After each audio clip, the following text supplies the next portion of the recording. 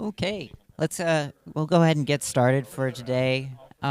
So we're having Kulash give her dissertation talk today, and to introduce her, we have Matthew Goodrum with us.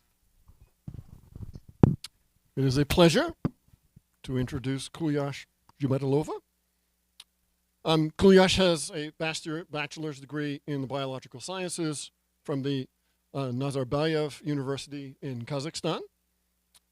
She then attained a master's in life sciences from the Skolkovo Institute of Science and Technology in Moscow.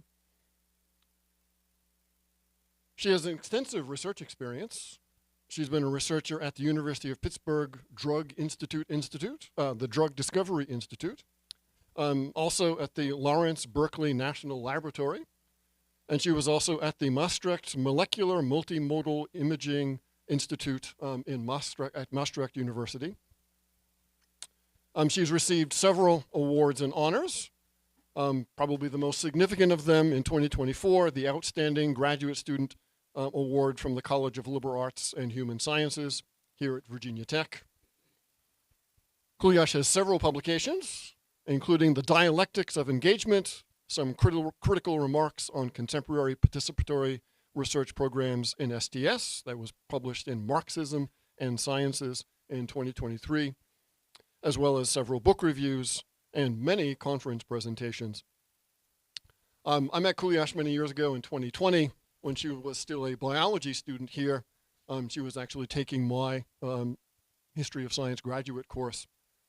And in the midst of spring break, we encountered each other at the grocery store, and she came to me with an interest in changing her major from biology to STS.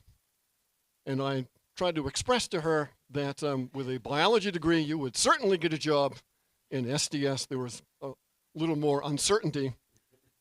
But during the course of her being a student in 5205, what was really quite clear from the kinds of questions that she asked was that she certainly thought the way an STS person thinks, and that she certainly belonged in the program.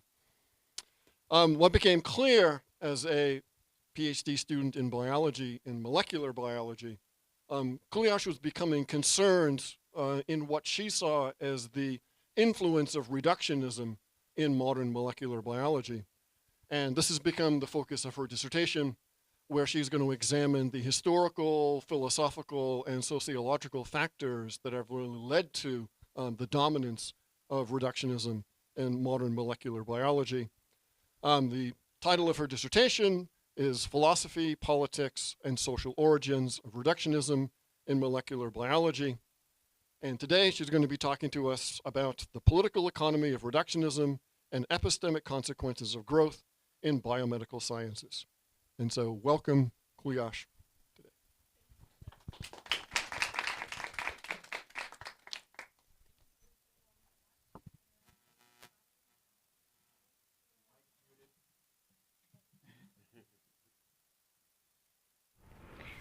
Today I want to share with you some results from my dissertation research. And first, the outline of my today's talk.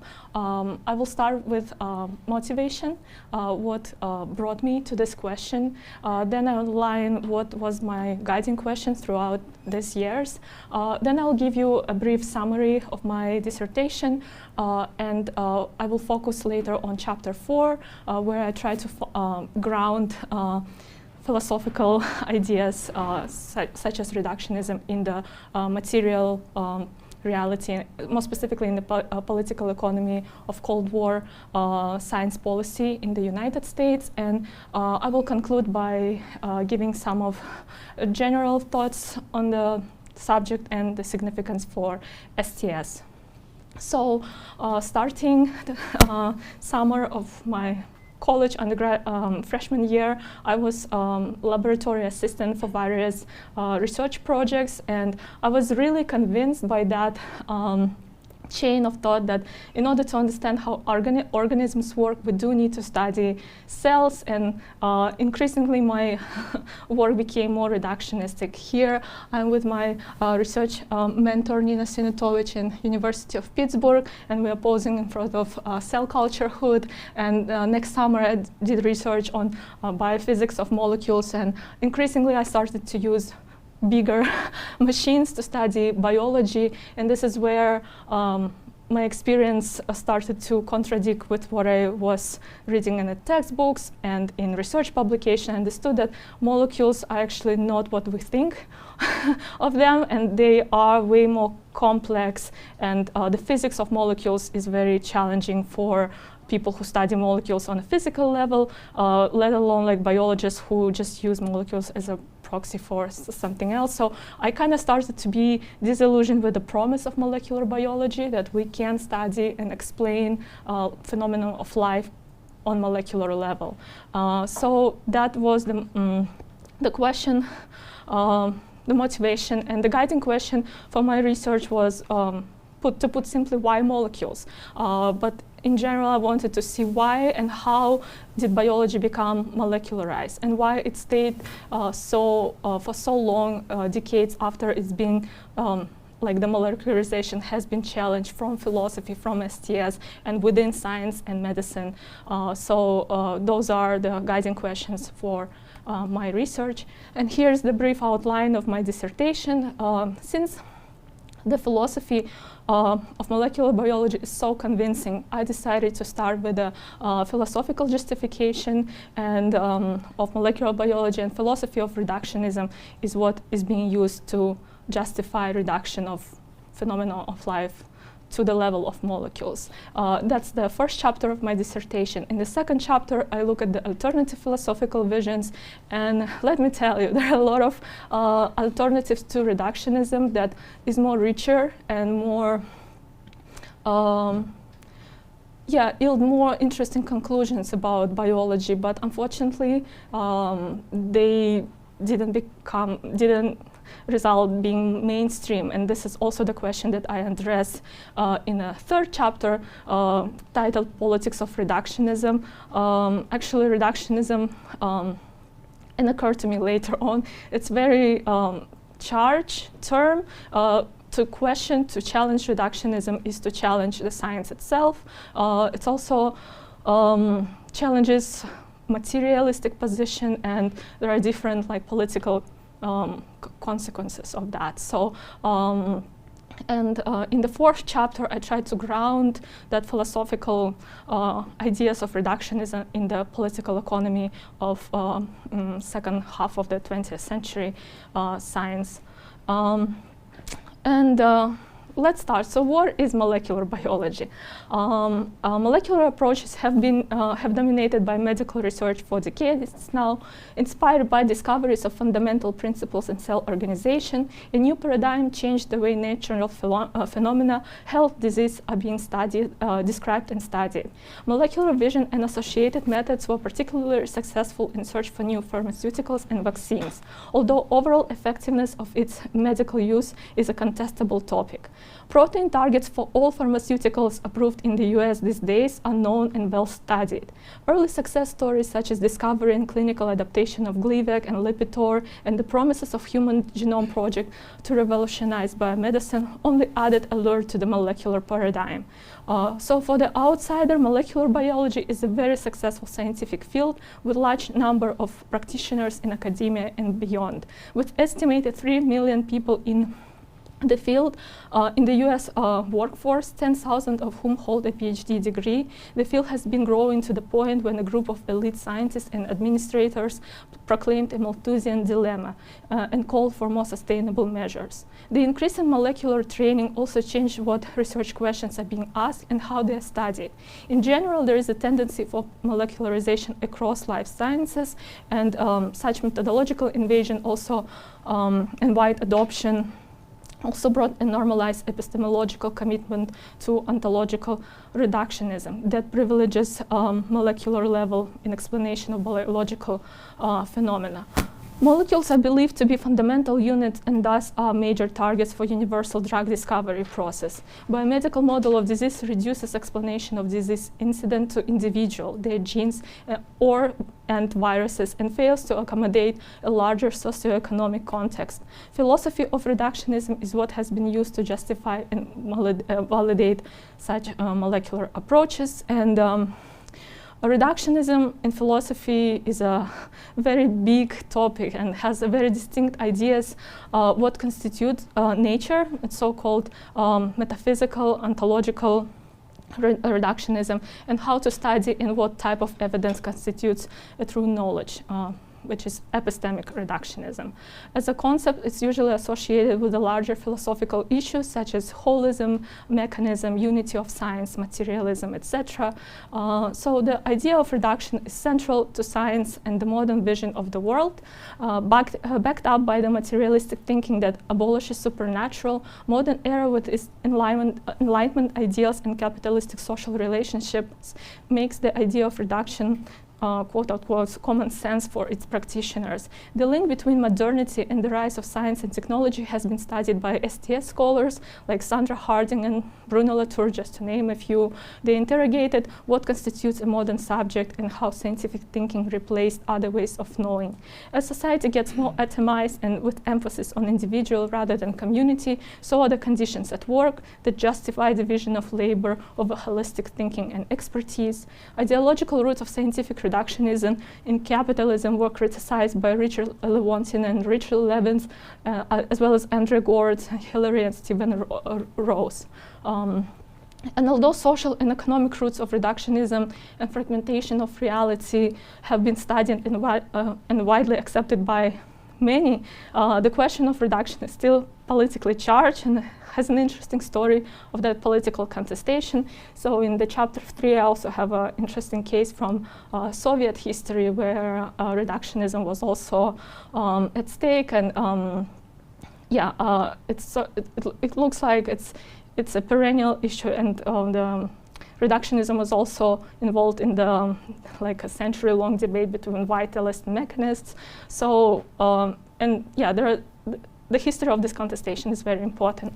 So what is at stake? To challenge reductionism is to question the very nature of modern reality. The political side of this question is what whoever controls ultimate explanatory power authority has an advantage. Science has been that institution recently.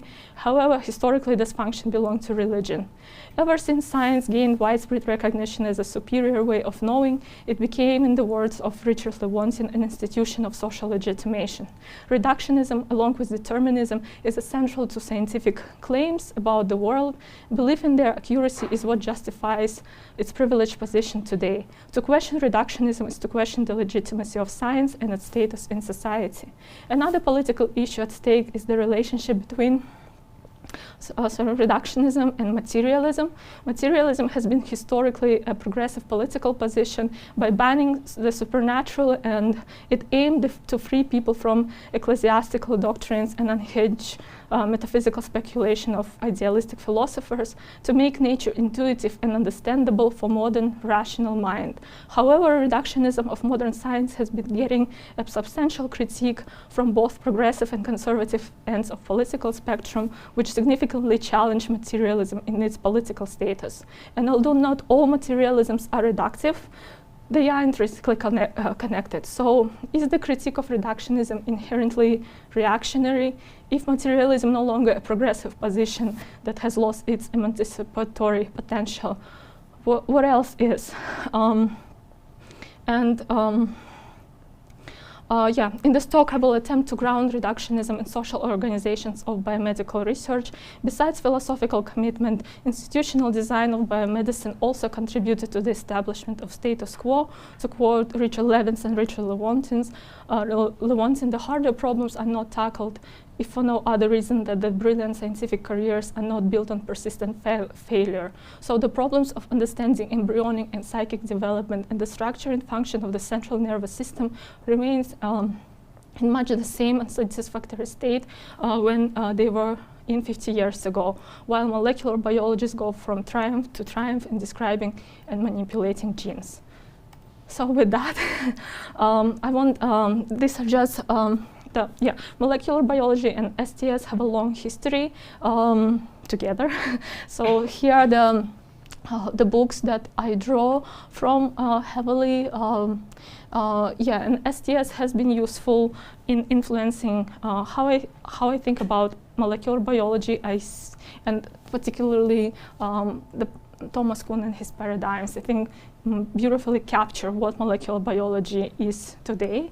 Also, successful critique of reductionism and genetic determinism by Richard Levins and Richard Lewontin, the patronage and its effect on science. The pioneering works were done by Lily Kay and also Robert Kohler, and the early stages of molecularization of biology were studied by Soraya de Echederrevian and Hamke Kaminga. They edited a very good volume that sort of summarizes important contributions to the molecularization. And recently I started to read and really like what Stephen and Hilary Rose produced, and this is also the edited volume, Political Economy of Science. But there are many more foundational works of STS, such as Laboratory Life by Bruno Latour and Steve Ulgar were set in molecular biology. So are the Epistemic Cultures by Karin Noor-Cetina, just to mention a few. So there's been engagement, but unfortunately recently,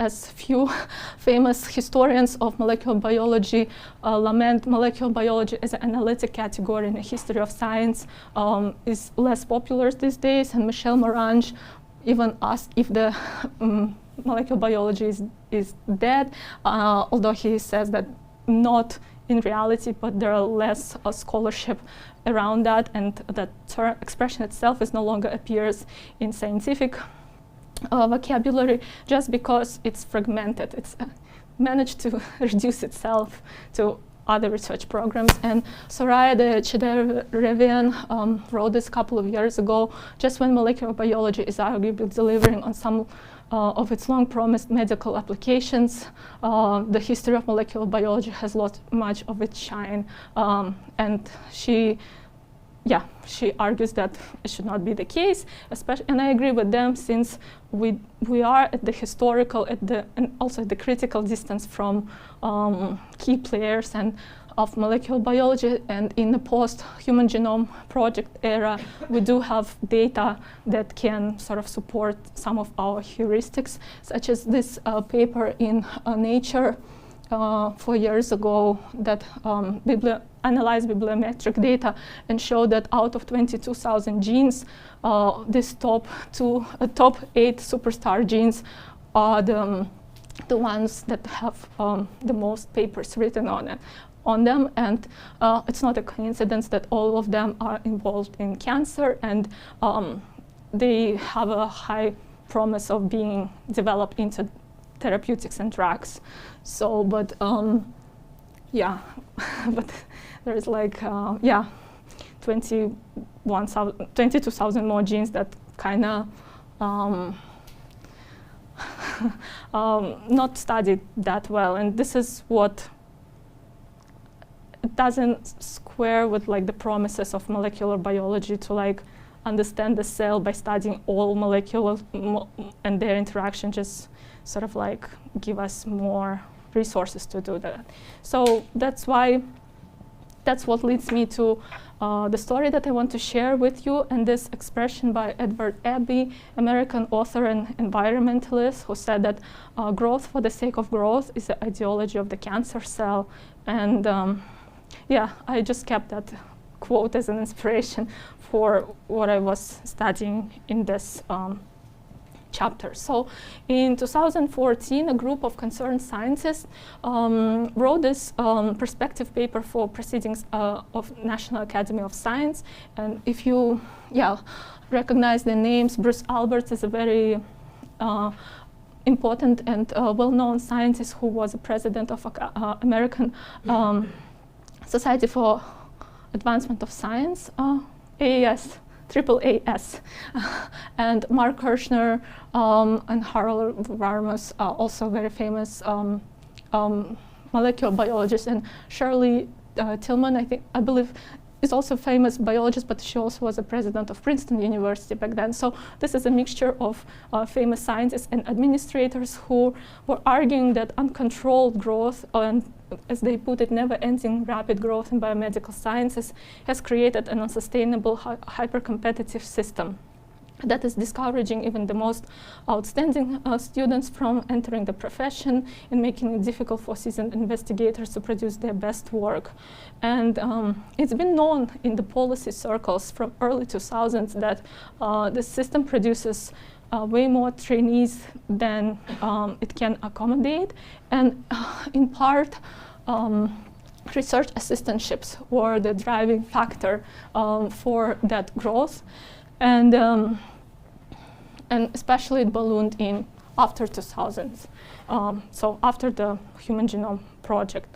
There are also demographic changes in American science. Increasingly, the recipients of R01 type funding, which is the most common science funding given for biomedical research by NIH, the average age of recipient increased from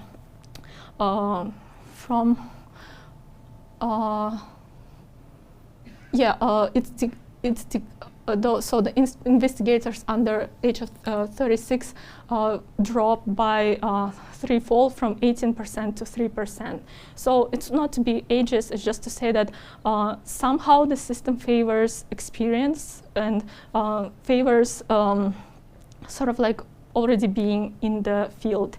And this is also coincides with the almost exponential funding for NIH, which also got stagnated around 2000. But all I want to show is that as funding institutions emerge, such as NSF, NIH, other governmental agencies, so do categories and policies that guide research practice, such as biomedical research, as a category of research, kind of allowed to sponsor some of the pure, quote-unquote, biological research under the medical sort of agenda. And this growth in American science during Cold War produced a system which kind of discouraging innovative thinkers, and this is what Bruce Alberts and others think. And this is what they say in their other papers. But in our experience, the next generation of scientists report that the peer review process for grant application is perceived to be unduly conservative because of the hyper-competitive grant funding environment, discouraging them from proposing to conduct highly original work. In conversation with trainees and young faculty, we have repeatedly heard that emerging scientists feel compelled to remain well within the bounds of research that they and their mentors are already pursuing, because obtaining a research grant requires a strong preliminary data and high probability of success. So following this discussion in the policy kind of made me think that perhaps my question about reductionism is connected to what was going on in the world of science funding and the social organization of research in the United States. It also made me think that all the conversations that I have with my friends, biologists, are kind of relevant because they refocus the conversation on labor and who were the people who were pushing biomedical research to its current achievements. So in the historiography of molecular biology, it's been known that these factors did contribute to the molecularization of biomedical research, such as the Cold War environment in which it attained its maturity, as well as the state interest, not just funding, but the state was interested initially in the World War I period to have enough medical professionals, also enough pharmaceuticals like a penicillin for war purposes. So kind of industrialization of molecular and biological research was very important further molecularizing biology, as well as technology. In order to study molecules, we do rely on big, heavy, and very confusing machines, and also industry. Chemical and pharmaceutical industry has a big interest and influence heavily the development of molecular biology. And again, the evolving kind of ideas about standardization in clinic, in everyday life also, and molecules are very amenable to like this kind of thinking. So that's been known, and those are the factors that contributed. But since then, and especially in 70s, reductionism and molecular biology encountered a lot of critique from such collectives like Science for the People, Richard Levins, Richard Lewonsons, Ruth Hubbard, Evelyn Fox Keller, right? They all criticized that molecular reductionism, but somehow even beyond those effective critiques, molecular biology persisted, and as we saw in early 2000s, like boomed. So why it stayed that way? Why is the system like has that inertia that kind of perpetuate? Why there is no feedback? And those are the questions that pushed me forward, and this is where I started to think about the patronage of molecular biology. So starting 30s, Rockefeller Foundation and other charitable foundations played a big role, but it's worth noting that molecular biology back then was very different. It was explicitly non-reductionistic as compared to biochemistry that those early molecular biologists coming from physics wanted to accuse of being reductionism. And as Pnina Abir-Am puts it, it was pluralistic, participatory, and transdisciplinary. But as the field grows and the funding structure changes in 50s, in the height of the Cold War, the government becomes a major patron of molecular biology, and the field attains the disciplinary hegemony. We see Nobel Prizes being awarded, new institutions, departments, chairs, professorships, etc. So, and in 80s, biotech and venture capital enters the game, so to say, with a couple of very important legislation, such as the Diamond versus Chakrabarti that allowed patenting transgenic organism, and Bayh-Dole Act that allowed universities to profit from the innovation. So, as Robert Kohler puts it very nicely, the large foundation was the cultural transmission belt, carrying business methods and managerial values into the world of from the world of large corporations to academic science. So the structure of science, practice of science changes to become a sort of like a managed project. It also becomes corporate and ideology and form.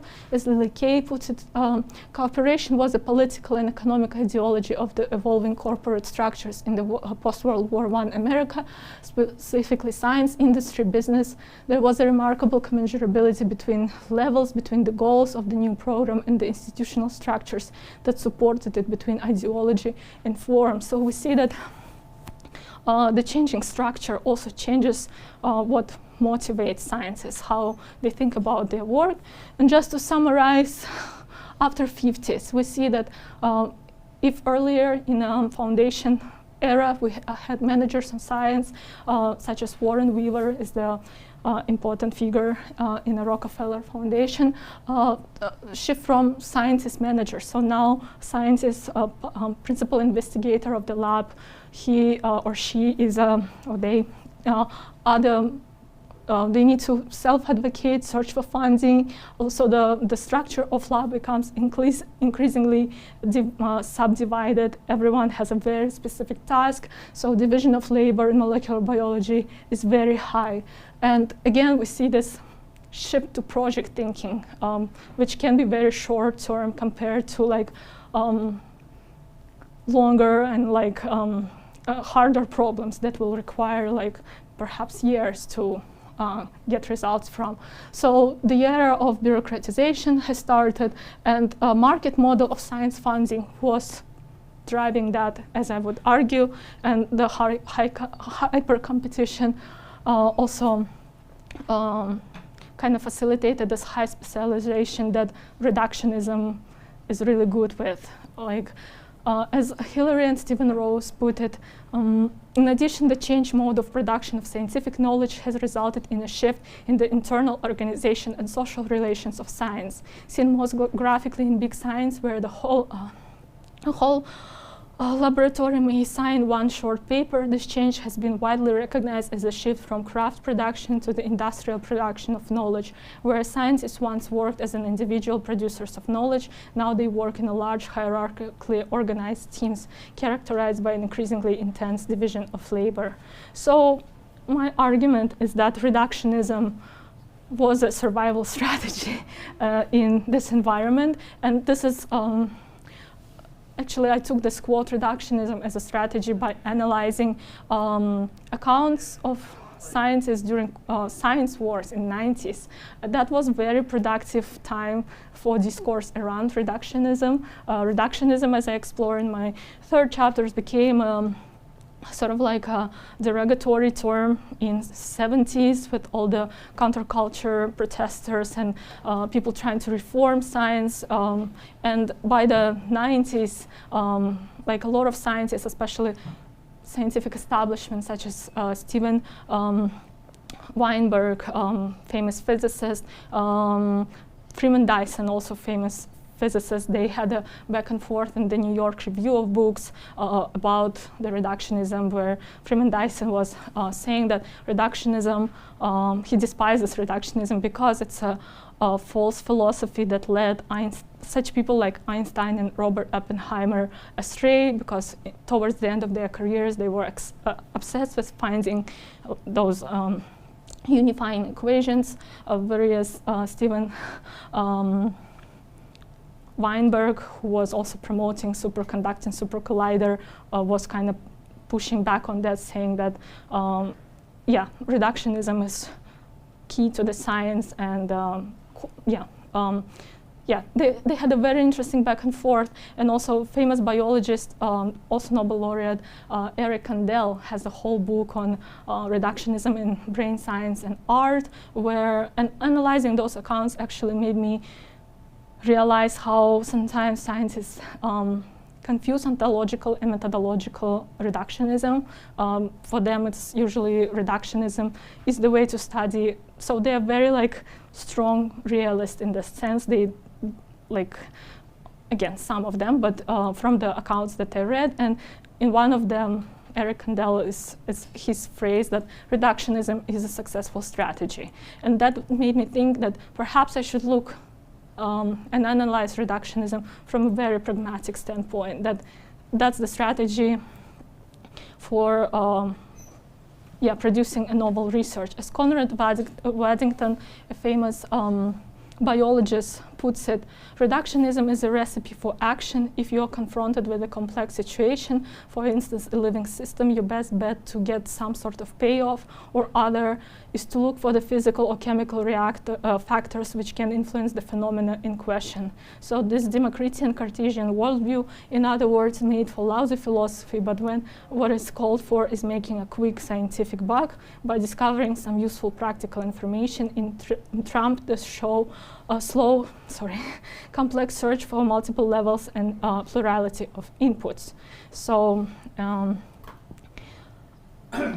looking further at the reductionism as a strategy, I also tried to maybe it was a factor why so many scientists turned to molecular vision. Again, it was very well supported by governmental grants. It was also codified in the institutional design and research infrastructure, and recent work by Janet Vertesi that conceptualizes that organized science drawing from organization theory kind of has the same intuitions.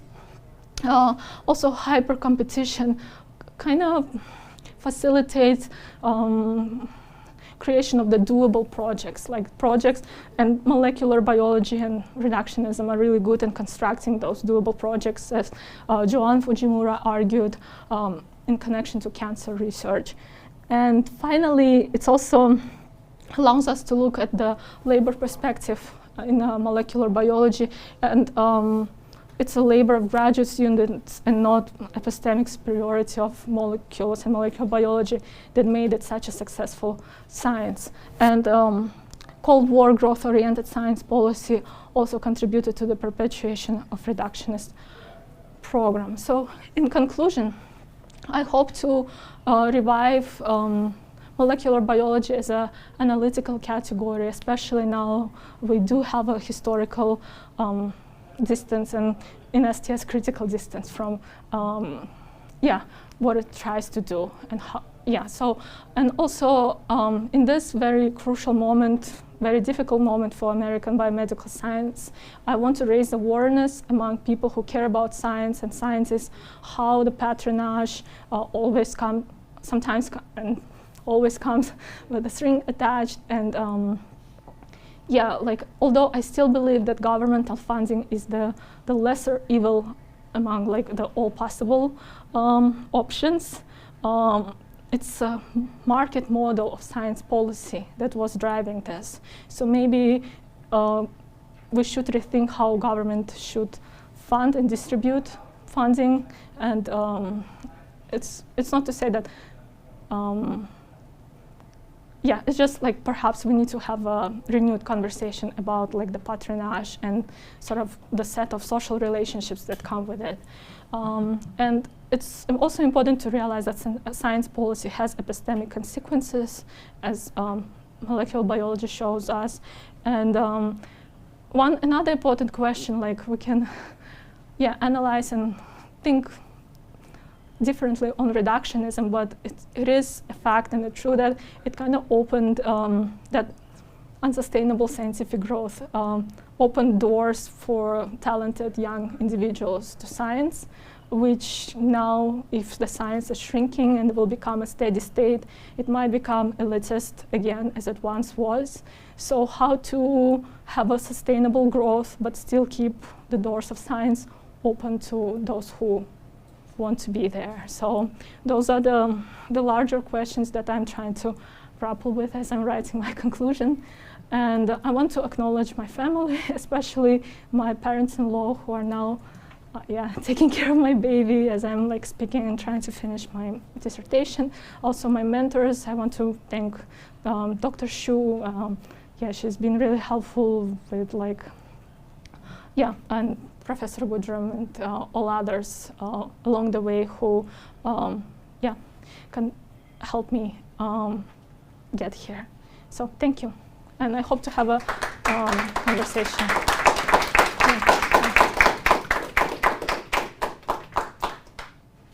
Hey, who would like to ask? Who has a question for?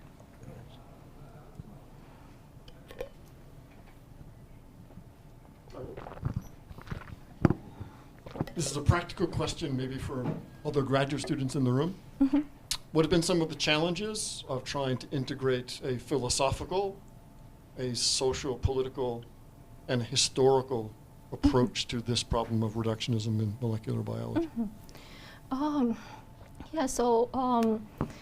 As professor, you might recall, I really struggled with social constructivist perspectives when I took your class, because coming from science, I always and Galileo Courtier is the first book we read, and it was such a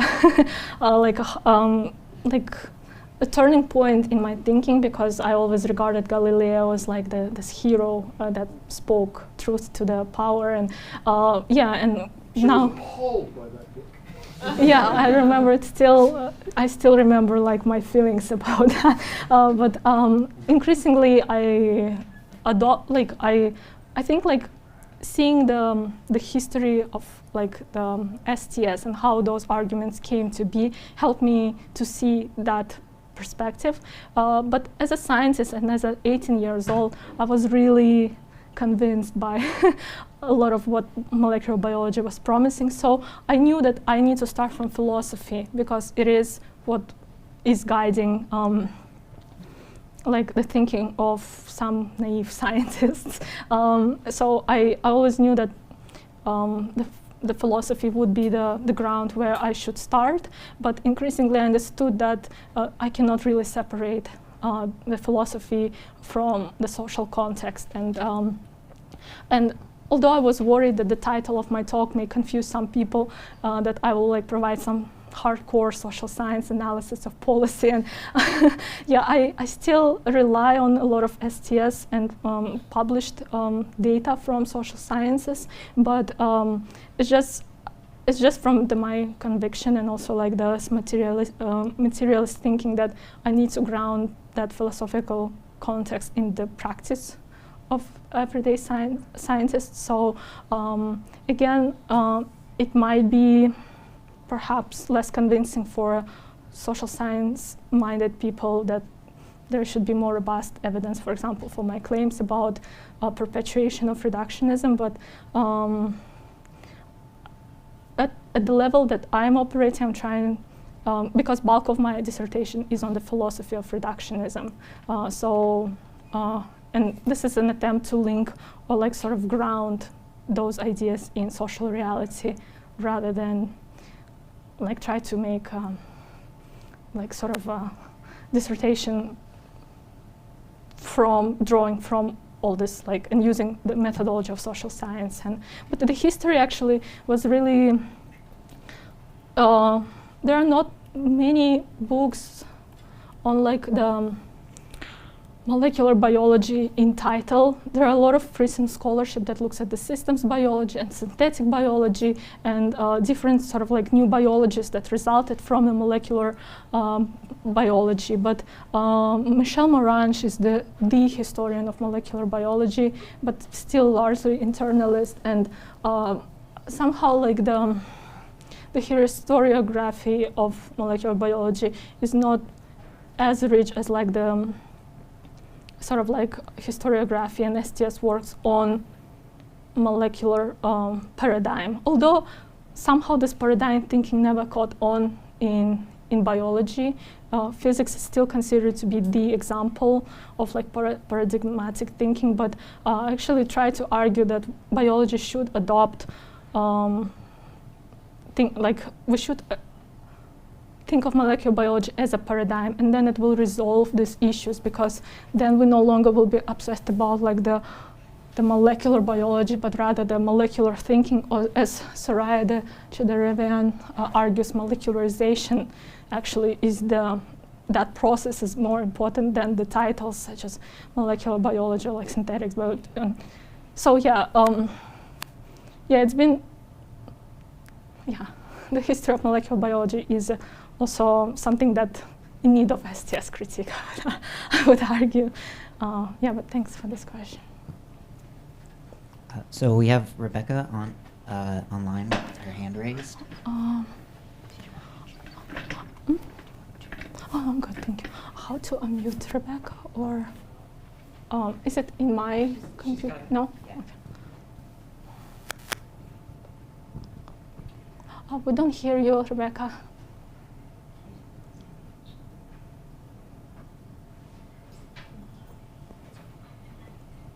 Hear me? That's the most important Yes. thing. Okay, good. That was fantastic. I loved it. I have two questions. I think they're related. The first is that if you read Lily Kay about the sort of early origins of molecular biology, there was a social agenda that was attached to it that was also caught up in eugenics and sociological ideas about social control. And I'm wondering, as the political economy of molecular biology has shifted, if you have any hot takes on how that social agenda may or may not have changed. And then the second piece that I missed in your talk, but I think probably is wrapped up in this broader history you're bringing to us, is the role of security and the securitization of molecular biology and of life itself. So I'm wondering if you could say anything about the role that national security and questions of security play in it. Thank you so much. Yeah, thanks for this question. Yeah, it's actually very important for the discussion of political economy and like why the state was so interested in having one of the very interesting works on political economy of genetic regulation in UK and US by Susan Wright. The book is called Molecular Politics, that sort of dives into how the security issues and also like the recession of 70s in Western world, like kind of influence how genetic policies were formulated, and it's a very ambitious work, very thick, and yeah, but it's definitely part of the conversation, like the potential of molecular biology to revive certain sectors of economy, but also the security part, because Susan Wright, later in her research, she also focused on bioweapons and how, and actually the volume edited by Philip Sloan, Not in Our Destinies, have a nice chapter where the history of like Human Genome Project, where the security questions were actually at the forefront, because sequencing DNA could tell you if the person was exposed to a nuclear radiation or not. So the government officials were interested in this part, like how they can tell if the person was exposed to nuclear radiation. That was one of the motivations. And yeah, so the security thinking and like yeah, it's very important for the history of molecular biology. Unfortunately, it's not at the forefront, and I've recently been on a panel where someone said that all the Human Genome Project and associated like ethical, legal, and social issues kind of promoted STS and gave like an STS sort of like institutional space, home space. But at the same time, reading all of this, I'm like, those people who wrote about, like Susan Wright, she never got a faculty position. She, I think, remained as a visiting scholar for the rest of her career. So it's like, unfortunately, those who speak about this side of molecular biology never benefited from like the platform ELSCI that Human Genome Project gave. So yeah, thanks for this question. It's oh yeah, and eugenics. Yeah, that's a very big part of Lily Kay work, and I think it's still with us. And all this like CRISPR, new technologies like CRISPR, they also all dance around the same questions. It's yeah, ultimately who uses molecular biology, but yeah, the applications of molecular control are, yeah, I would say that eugenic thinking is pretty much still the way we do prenatal screenings, something that I was exposed recently. I also have a lot of thoughts about it, that it's still pretty much maybe soft eugenics. Yeah, but actually Harold Varmus, Kirshner, I think like there is a very nice documentary that the son of the Harold Kirshner made about the human nature, about the CRISPR and the eugenics promise that's still in it. So yeah, thanks for this question. I was rambling. So we do have a couple questions online, but I want to go to somebody in the room. Is this working? Work myself. No. Thank you. I really enjoyed the talk. At the beginning, you mentioned that there were lots of alternatives to molecular biology, and you talked a lot about the critics, but you didn't talk a lot about the alternatives. Are there particular elements that, like, are some that were successful, or are there some that were basically kind of pushed out? Like, why didn't any of the alternatives work? Mm-hmm.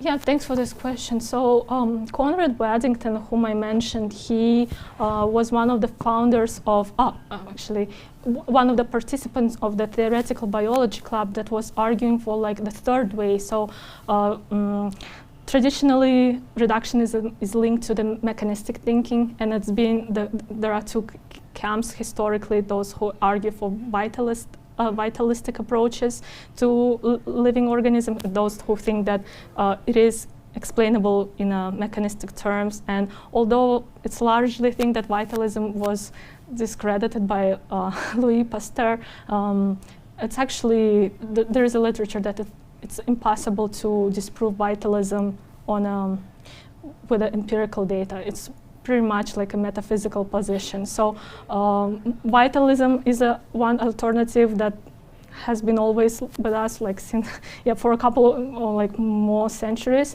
Another one, the third way that Conrad Waddington and Joseph Needham were arguing, is that it's sort of like a negation of reductionism, but it's not vitalism, the third way, where the epigenetics, for example, but also to ground that in the context of the 30s, when those alternative paradigms were sort of on an equal plane, but then the discussions in contestation, like the Soviet Union and Lysenko and all of that, sort of contributed to why these ideas in the United States were kind of disfavored, because that was kind of very Lamarckian for, in its outlook. So there is this like political background that favored, and interestingly, the Soviet case that I looked at is actually, there was a contestation between mechanists and dialecticians in late 20s, early 30s, and they were arguing what the dialectical science should look like. And they both were going back and forth, and at some point, dialecticians who were arguing for more like Hegelian metaphysical approach to science, they were gaining an advantage, but then Stalin got involved, and he kind of, with his push, mechanistic understanding of science prevailed, which is very counterintuitive, because dialectical biology approach that Richard Levins and Richard Lewontin argue is like explicitly anti-reductionistic, but in the Soviet case, they accepted that dialectical science should be reductionistic. So it's interesting, although like the political economy would be very strong argument that like somehow it was different there, but they still came to the conclusion that science is mechanistic, and this is how. And again, there are people who try to contextualize this, and like in the interwar period in the Europe, and how the technological side of science was important, and technological thinking requires reductionistic thinking. So that perhaps influenced how Stalin thought. But all those alternative visions, they somehow were less robust ideologically. So, and this is also very interesting how reductionism is popular, because it sort of aligns with our everyday intuition, how the world works, how to study matter, and again, as I said, it's like also politically like liberates scientists from philosophers. So you don't need any metaphysical kind of theory guiding your research. The data, the fact, is what guides your thinking about the reality. So Whiteheadian philosophy, process philosophy, is also one of the alternative kind of streams to reductionism. And there are plenty of non-reductionist materialisms in the history of humanity. So, but somehow, reductionism, prevailed. But thanks for this question. Okay. Phil has a question. Do you want us to read it for you, Phil, or are you at a place where you can unmute? Well, I can try to get through without coughing. Oh, you're not feeling well. Then don't worry about it. We can read it. Phil asks, if reductionists are not the answer to all of biology's prayers, is it still good to have them around? What good do they provide?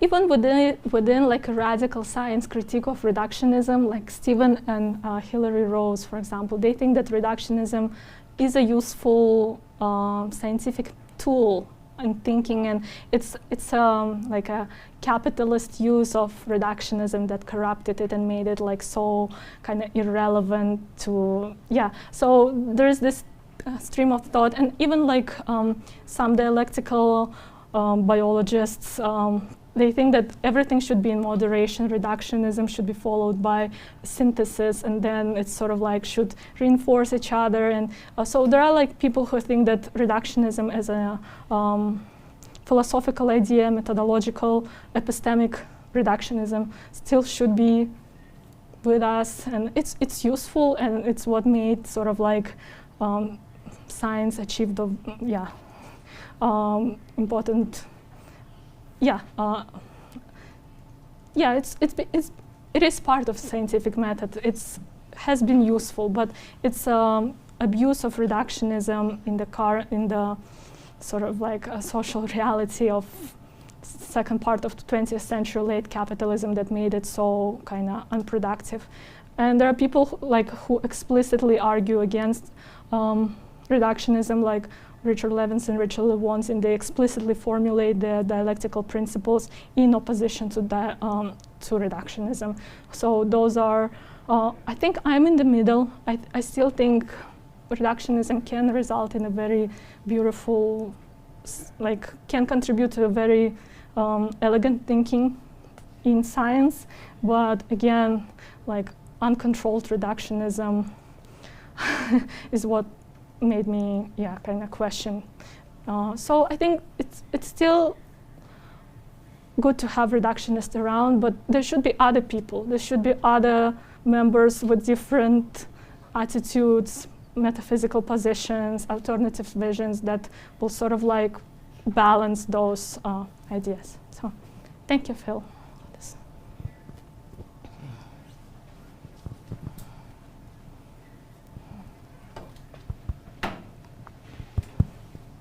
Okay. I'm going to try to articulate because I have a lot of thoughts in this moment. But first, I want to thank you. It was an amazing talk. And I actually agree with you in the sense that when you use molecules to understand human body, you create a code, and some intellectual elites can access to that code. So it's very interesting the way that you are approached to that. I think I'm gonna return to your first question about why molecules, because if you take reductionism and you start digging and digging, you cannot talk anymore of molecules. You start to talk about calcium and phosphorus and elements and atoms, and that it's the field not of biology but to physics, chemistry, etc. So I was wondering if maybe biology stops at molecules, kind of a survival tool, because once you don't have molecules, you enter in the realms of physics and chemistry. Biology historically has a hard time to become a recognized field. So you think that stopping at molecules is kind of a survival tool for this field? There's an interesting thing. Thanks for this question. I think a lot of biologists, especially I personally had this physics envy. I thought that in order to be really scientific, in order to really know what's happening in the level of organisms, so we need to go deeper. And somehow the fact that biologists stop at the molecular level is very random, because for example, the research on photosynthesis, they do go on a level of submolecular, they study structure of molecules and the energy levels, so they do go beyond molecules on the quantum kind of interactions. So the fact that molecular biology stopped at molecular level, Michel Morange also thinks that way. It was a consequence of methodological kind of adoption. So at first it was cool to really dig into the level of the cell, and it provided biology with practical kind of, you can now manipulate molecular environment, DNA, etc. But then it sort of gradually evolved into the ontological thinking that molecules are the most important level for biology. But in a philosophy of reductionism, there is nothing that stops you there. You can go all the way, although this unity of science theory is no longer kind of in the acceptable, has been important historical research, and also the practice of science itself shows that it's unattainable to have this vision of unity. But surprisingly, it's still with us. When I took philosophy of biology, philosophy of science class, we still read the fathers of the unity of science, and it's still kind of fed to the scientists that this is how you should think. But stopping at the molecular level as a kind of way to kind of put a boundary on biology is a very interesting idea. But Perhaps, but I don't think a lot of biologists. Again, we have this like vision of which very influenced by how we are being educated. This like ball and stick kind of vision of molecules, and yeah, somehow like to dig deeper, you need to study physics, and very seriously. Like that's why I think we can explain the migration from the physics and like quantitative sciences to biology, but it's much harder once you trained in biology to go into those fields, because they do have a preference. But Philip Mirovsky, for example, has a very interesting point view that a lot of sciences, economics included, had this like envy of physics and tried to adopt physical methods, to their methodology. Yeah, I hope that gives some context. Thanks. So Daniel has his hand raised. He wants to go ahead and ask his question. Yeah, thanks. Thanks, Kulash. I love this talk. And what I really liked about it is the way I see you questioning reductionism, at the same time showing why it was so irresistible and inevitable, seemed inevitable to, those caught up in it, even in a coercive way. And I think that the one great use of history is to break from that inevitability, and as Matt was asking, to show that there were alternatives. But Matt already asked that question, so I'll go to my second question, which is related to physics, what we've been talking about. That I think another way that physics comes in is, I don't expect you to do a study of another giant scientific field too, but physics is undergoing a similar reductionism. It takes over around the same time, is connected to big science, greater bureaucratization, larger teams, and very reductionist.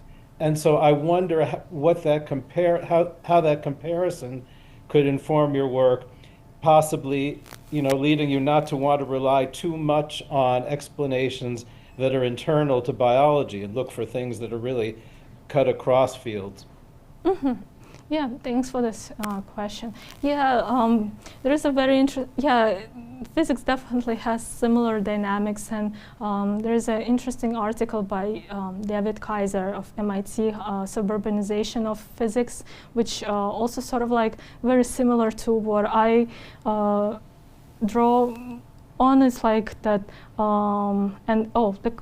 there's a lot of actually the literature on Cold War science that shows that. It's the book on the squares by Cyrus Modi. It's like how, the structure, the way the science was organized favored small projects. And although like the history of science remembers those groovy scientists, members of counterculture that try to really turn and push science in a different direction, there was a majority of silent majority of scientists who were pursuing very reductionist, very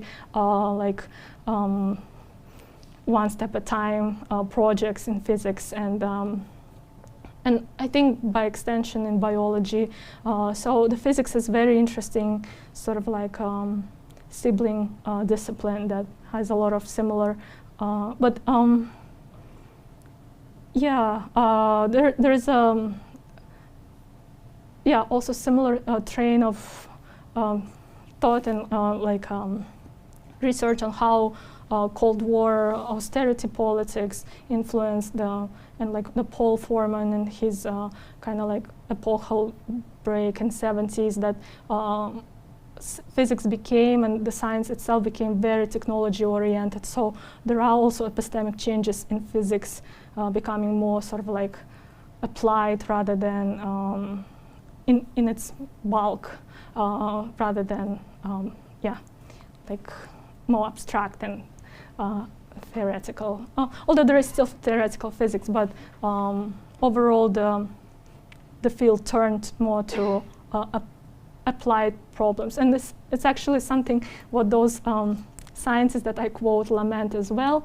They say that, yeah, biology is now losing a lot of talent because it's hyper-competitive, and the funding structures favors low-risk, short-term projects. But the solution for this, give us more funding, fund young scientists. And also one of the points is that remove this requirement for biomedical application. Like somehow they felt that it's oppressive, it's kind of like puts brackets on pure biology. The fact that the government agencies try to kind of pull some practical applications from each project. So there are a lot of similar dynamics with physics, but unfortunately I only know a couple of works, but that would be a very interesting comparative study, maybe later for the book project that I want this material once, develop it once I'm done. Yeah.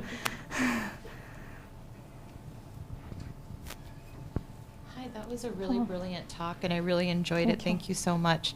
Thanks. I'm not sure if you can answer this question, but as you were thinking, I was just wondering about the ways in which these scholars can intervene into processes of how molecular biology unfolds. And at one point you were saying there are all these books and all of these critiques on molecular biology, but they didn't affect anything. Yeah. And so that kind of helps, makes us think, what's the point of writing all these books if they're not going to change anything? Mm-hmm. But if you had any kind of historical or any kind of understanding of were these, and I think you mentioned it at one point that one of the, Susan Wright, was it, didn't get, just stayed, a visiting, wasn't able to get a tenure track or whatever position.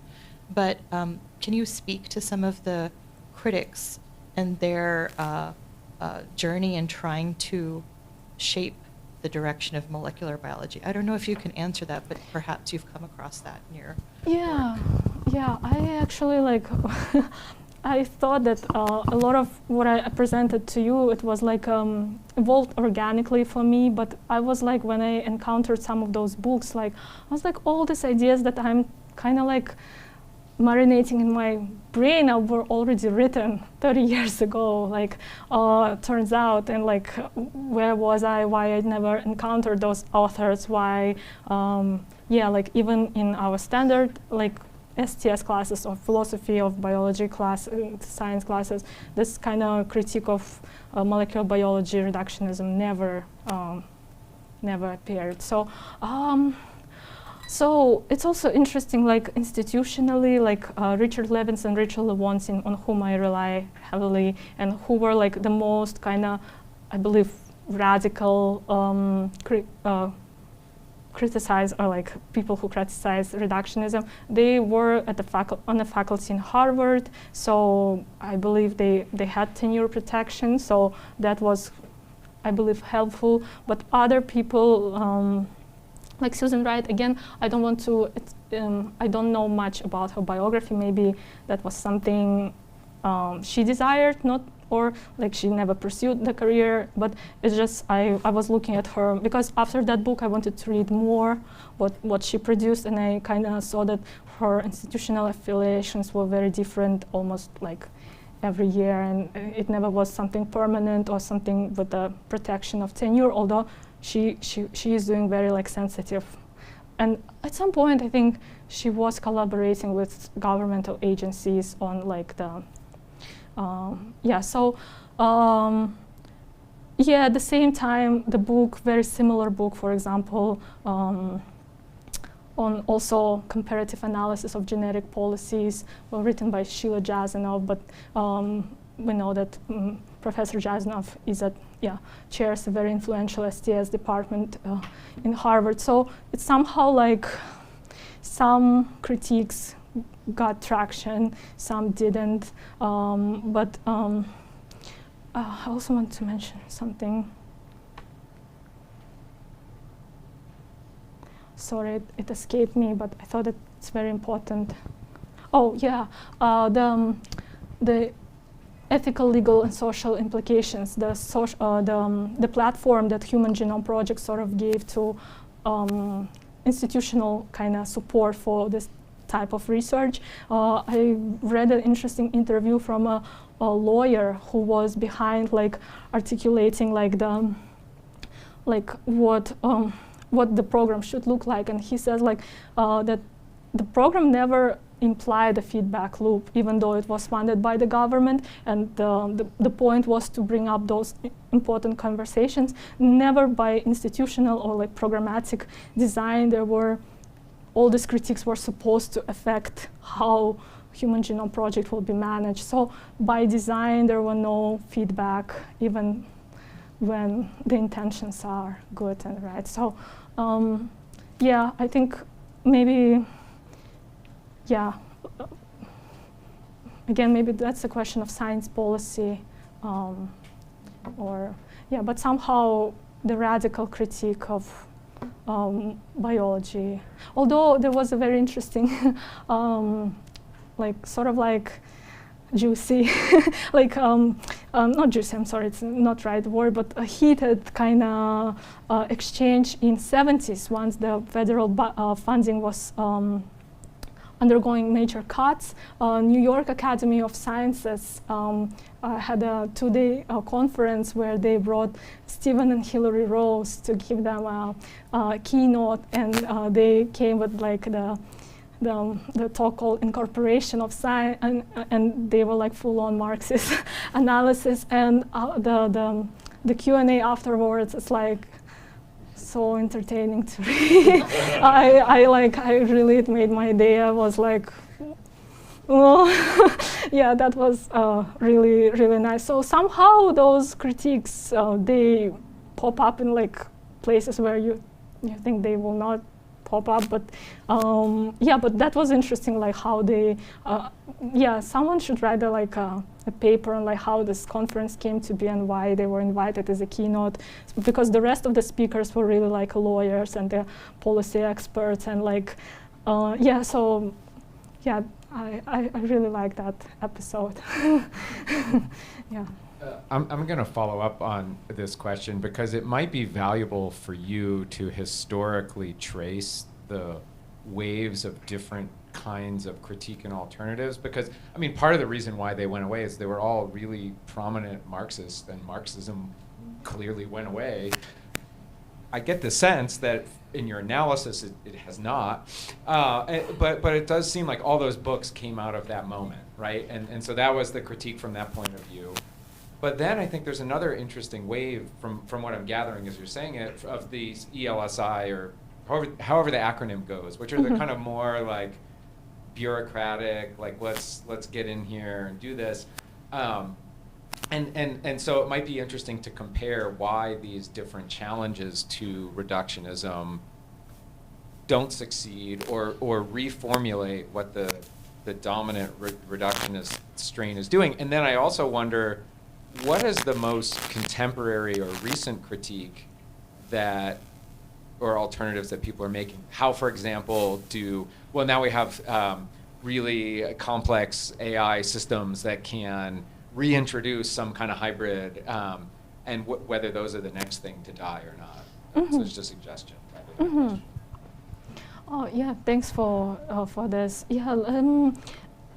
I think there is a growing dissatisfaction and disillusionment in biology. I think a lot of people are turning away from biology as usual and looking for alternatives. On the like sort of a STS history of science battleground, I think Jessica Riskin is doing very interesting work.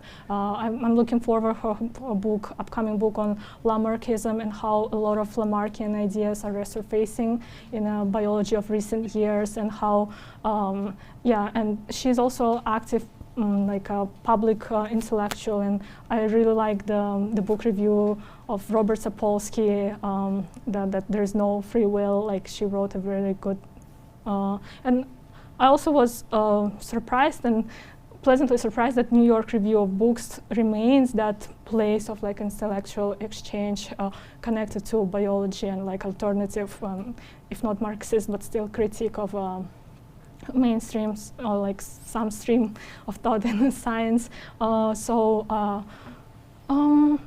Yeah, and actually, like looking at the Soviet case, I thought it might provide some alternative ways of, but I kind of never developed fully my interest in Soviet science. But from what I heard, there were like the scientists there were not afraid to play with this fringe, like pseudoscience.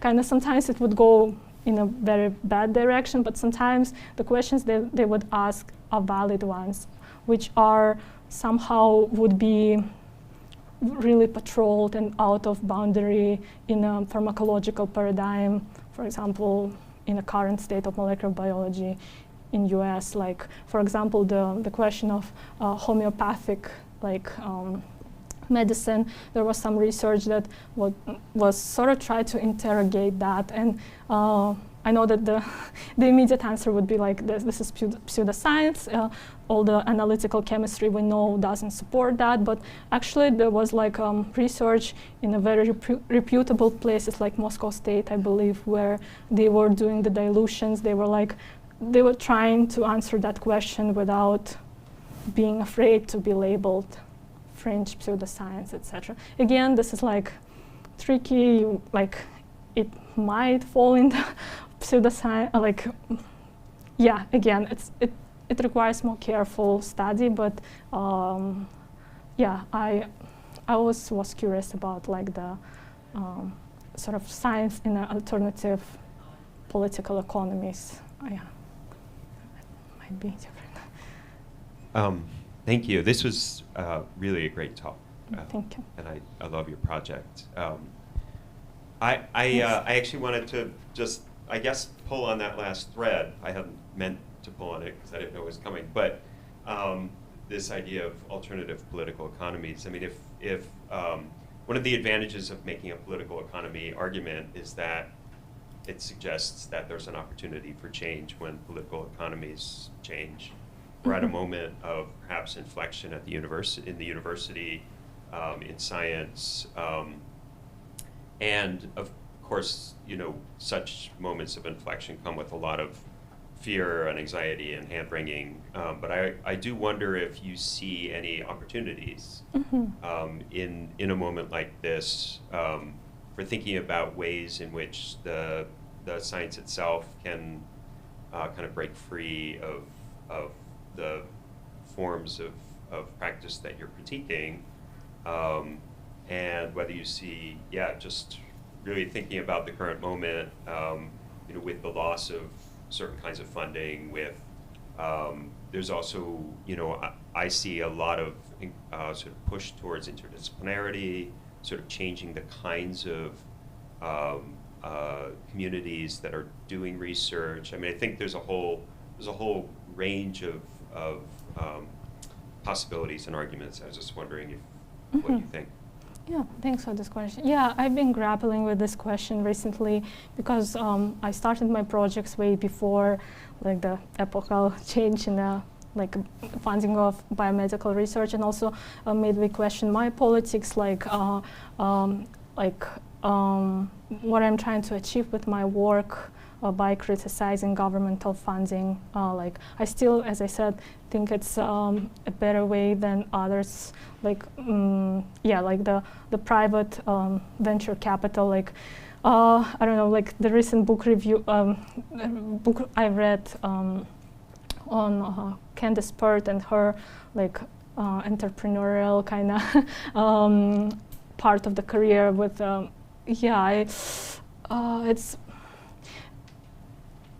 think the history of molecular biology might have some maybe partial answers, because when molecular biology came, a lot of and the governmental support that came with it, a lot of famous biologists like the wisdom of the body physiologists, Harvard, very very famous biologists, they were very concerned that one, the biology will be dominated by physicists, and like the physicists are now setting the agenda, and two, that by bringing governmental funding to scientific research, they're compromising their freedom as scholars. That now, and I think it's generally very common in American liberal thinking, be very skeptical of the government. It's very different like in a Soviet context where I kind of maybe that influences why I think the government is still the better option, but being very skeptical of the government was a very early on a concern for many biologists. But somehow, and a lot of them complained, a lot of them wrote like a very angry editorials saying that it's similar to Lysenko affair, but here where there is a certain hard kind of delineation which science should be funded, and it should be molecular, it should be sort of connected to genetics and people in organismal biology, evolutionary biology. I forgot his name, but there was a professor who was arguing that it is comparable to Lysenko affair because there is no plurality of approaches. The pluralism is not supported institutionally in those 30s, 40s, early days when, the molecular biology. So perhaps looking at the history and how, the university got involved and how university start to profit from the contracts with overheads and how might suggest that there are different versions. A lot of people from the radical science movement, they were fascinated by China and Chinese cultural revolution and how the expert knowledge was practiced very differently there. They probably will change their opinion now. There are a lot of critique of the kind of Chinese political economy.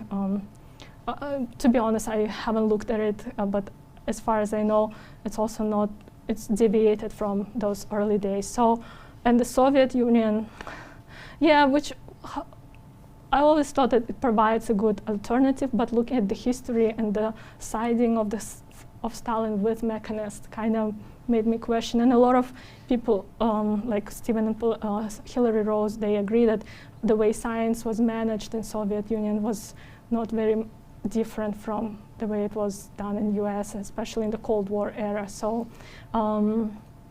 it leaves a hope. I think it's more hopeful to think of that in a political economy sense that, for example, in ideology is a big part of that, because how philosophers, for example, think about the reductionism is that different people come with different metaphysical positions, and metaphysical positions cannot be changed.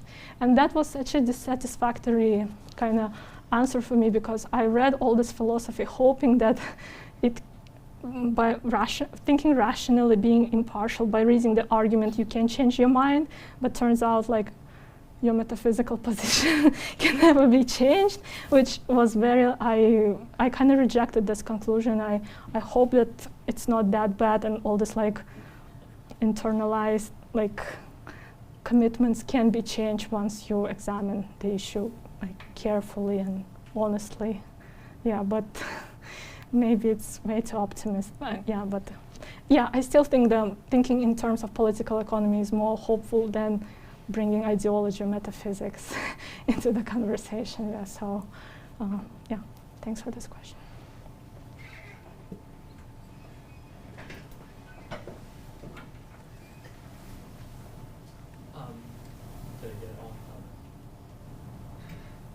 So thank you for your talk. Thanks. I have a question that I think is half, it's hopefully not two questions, but it's half on content and half a meta question that goes back to the first question. And it deals with the issue of practicality, or so going against the philosophy of what you're talking about, but thinking about everyday practices. And one way to think about it is in the sciences, one way to get people who have been in the sciences all their lives and are thinking in this positivist sort of way to see against that is to have them do a science PhD. and then have to deal with the realities of everyday life, and that it's much more difficult than it actually is. And so you get to that practicality. Like, so for instance, Eric Kandel grew up in Austria, very influenced by Freud, but then you can't, in the mid-20th century, go and do something about memory from a Freudian perspective, and so he goes and studies sea slugs instead that have like 3 neurons or whatever, and that's how he makes his. So you do what you can do to do something, and you have certain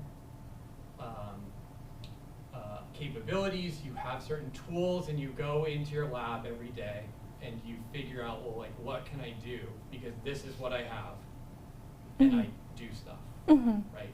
Which then gets to the meta part of my question, which is not so different from the position that you're in, finishing your PhD. I remember my background's in history. A bunch of us got together and presented to younger graduate students, and they were talking about, what do you do for your dissertation? And we all were like, you go find stuff, you read it, and then you write about it. You might have these very ideological notions of what you're going to do, and you're going to change the field. But in the end, you have to produce something. So it gets to that again. So asking you to reflect on like that very real everyday life of like, you got to go in and do the work. And if you're always trying to, you need some sort of reductionism to write the next paragraph, to do the next experiment, whether it's in the humanities, the social sciences, the sciences. And so just kind of asking you to reflect maybe on how you think about that for your content, but then also for your own, writing this dissertation, writing this talk. Yeah, thanks for this question. I think, if we start with the university as a place where, the reductionism is happening, personally, the decision to switch from my biological training to STS was that it was very suffocating, especially as an international student. I had no control over my project. I came to a specific grant, like my 4 years were written down, and I had a very different idea of what a scientist should do and how I want to do my doctoral training. So, and when I met Professor Goodrum, he said, you can pick any topic and you can read whoever you want. I was like, what? It's even possible these days. So that kind of, and I want that to be in place in university, and maybe for the time of the graduate training, where you are given a freedom to explore, to dream undreamable, and but the reality of the research fellowships is that you come and you really, it also depends on the mentor. Some mentors give more space for your creative expression than others, but again, this practicality, the reality is that there is no space, and it's by design, which I argue, and it's the conservative thinker, the Jose Ortega Gasset, he also has this critique of reductionism in university, and it's sort of a feature of modernity, of this pursuit of effectiveness, pursuit of somehow the individual kind of that strips individuals of creative thinking. So I actually read a lot of Eric Kandel. I really my interest in intellectual history. I attribute to him. It was great books, and the fact that he loves science and art and merges it. But sometimes I think he gets over I'm not convinced by some of his arguments. I think it's great that he can do that, being a Nobel laureate and on the faculty of Columbia, but I think at least in a graduate training, people should have a more freedom, I think. But yeah, this pragmatic view of reductionism of like every day, it will be always there. And a lot of people who want to do like the meetings for the Science for the People collective, a lot of scientists and engineers come, and the question they ask like how to do the alternative and where to start. And it's hard to explain, like start with by reading Engels and like how to like condense like and this is where Richard Levinson's method is very effective. It works by negation. So just start by negating, and maybe in that process you will it's sort of like will find some blind spots in the current method, and maybe that's a good first step, and then you can build on. And yeah, hopefully that answers some of your questions. Yeah. Okay, so we are at time, unfortunately, but I want to give Kulash a round of applause for a great talk. Thanks. Thank you for spending this afternoon with me. Yeah, thank you. Before we go, next week we have the Mullins lecture, so kindly mark your calendar. There will be interactions with graduate students. The lecture delivered by Max LeBron. So look out for an email from us in your on that meeting. That'll be in the morning, and then in the afternoon we have the lectures. There will also be an interactive section with faculty members. So look out for email from us from us for that. Thank you. Thanks.